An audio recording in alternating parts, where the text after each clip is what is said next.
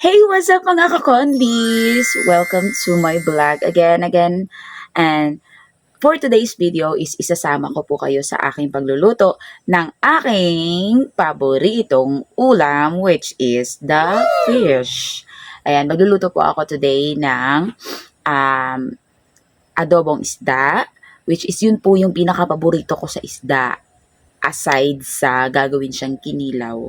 Kasi may mga isda din na hindi ako kumakain. So, depende lang din sa isda. So, ayan, ngayon mga kakonvis, samahan niyo ako, magluto tayo ng aking paboritong ulalam.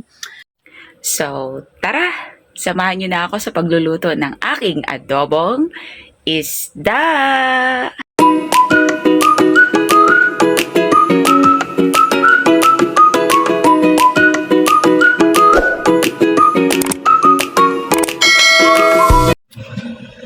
Ayan siya guys, nilagay ko na siya dyan sa may pot sa kaldero. Tapos gagawa na ako ngayon ng mga panlamas niya para syempre masarap. Gawa lang tayo ng mga isasahog natin sa ating isda para guys is masarap siya. So mamili tayo, meron tayong luya dito and then meron din tayo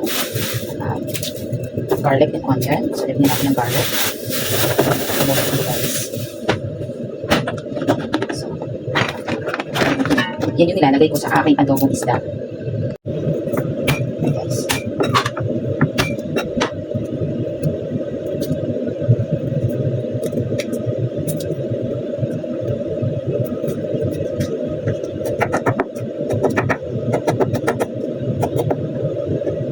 Lagyan natin sa ating kawali. Ay, sa ating kaldero pala.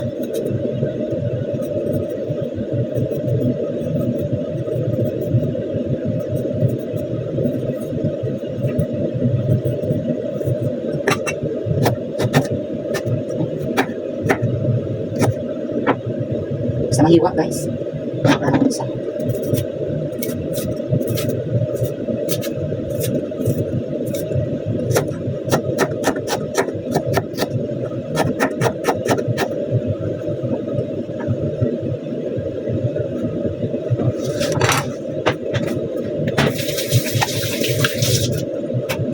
So, ito naman yung kanin ko mamaya. Iinitin ko lang siya para sa aking, pangpare sa aking ulam.